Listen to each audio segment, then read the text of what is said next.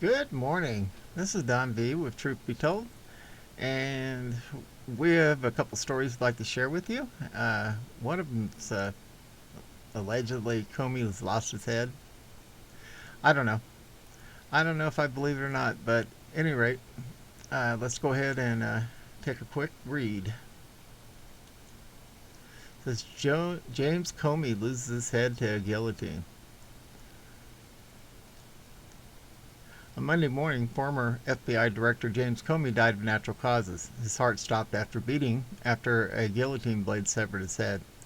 As reported previously on June 4th, the Office of Military Commissions found Comey guilty of murder and treason and decreed that he be decapitated on or before Independence Day at 11 a.m. Monday, the U.S. Navy Judge Advocate General's Corps fulfilled that promise, with Vice Adm John G. Hannink presiding over a brief ceremony ahead of the execution. Unlike Clinton and Podesta's executions, Comey lacked fanfare. Only a half a dozen military personnel, including Marine Corps General David H. Berger, bore witness to Comey's grisly but fitting demise. Also, unlike previous executions, Comey lacked an execution detail. After two uniformed MPs escorted Comey to the ghoulish apparatus and laid his head on the chopping block, Vice Adm Hannink personally pulled the lever that dropped the 88-pound blade from a height of 14 feet. Comey's head fell into a basket, which was then sealed and taken to an unknown location. The execution took place near the Windward Point Lighthouse on the southern edge of Guantanamo Bay. A source familiar with the event told Real Raw News that the guillotine used to end Comey's life was one that he and former President Barack Hussein Obama had intended to use on law-abiding patriots. In that sense, the execution device was symbolic of Comey's hatred toward America and his people. In the moments leading up to his demise, Comey started kicking and screaming at the military police, dragging him to the guillotine. He reportedly blurted, "Oh God, please don't kill me. I didn't do anything wrong. I only followed orders. I have children. I don't want to die. This isn't justice." "You had many opportunities to accept the deal. Now it's too late." Vice Adm Hannink replied flatly. "I don't deserve this. I don't deserve this," Comey went on. Military police secured a locking mechanism across his neck and left him immobile. His arms were spread eagle and shackles were fastened to his wrists and pinned him to the platform when the blade fell. Vice Adm Hannink took a moment to address the small assembly. "We don't enjoy this," and he had several chances to avoid this fate, and he refused them all. "Justice has been served today," he said. You know, these stories are pretty detailed. That's the only thing that makes me even halfway believe him. At any rate, moving on. Turner. Granholm's comment about the Miami condo collapse should concern every American. We don't yet know the cause of a tragic collapse of the residential tower in Miami, Florida. One individual claims his wife called him in real time, saying the building was shaking as she watched the swimming pool fall into a sinkhole. Whether it is a structural issue or a matter of negligence, or perhaps the rare freak accident, the top priority should be human life. Staggering 149 people are still unaccounted for, and 12 are confirmed dead in the nightmarish scenario. But not for the left. No, if you want to push your narrative and advance your cause, every crisis is a valuable opportunity. Case in point. Energy Secretary Jennifer Granholm, neither a scientist nor an engineer, declared, "We don't know," if the cause was, of course, climate change. Yeah, that's it. Obviously, we don't know fully, but we do know that the seas are rising. We know that we're losing inches and inches of beach, not just in Florida, but all around, Granholm said.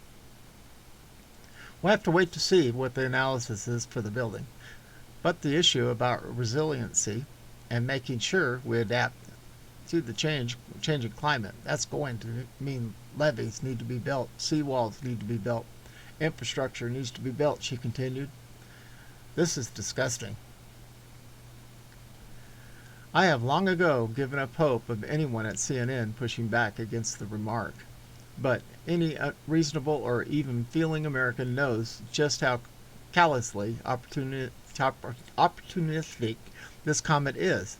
This is the left, everything is seen through the lens of political agenda. Had Beto O'Rourke been asked, he most likely would have answered in botched Spanish and blamed gun owners. Kamala would have laughed awkwardly and then talk about the role systemic racism played. Anything to push the agenda. Climate change is crucial to the Biden administration agenda. The markets are not calling for government to pay $500,000 electric vehicle charging stations, but the White House is doing it anyway because they hate the fossil fuel industry. As statists, they want us to control what and how people drive, but they cannot say that part aloud. So the safe answer is climate change. Yeah, they want us all on bicycles and riding buses.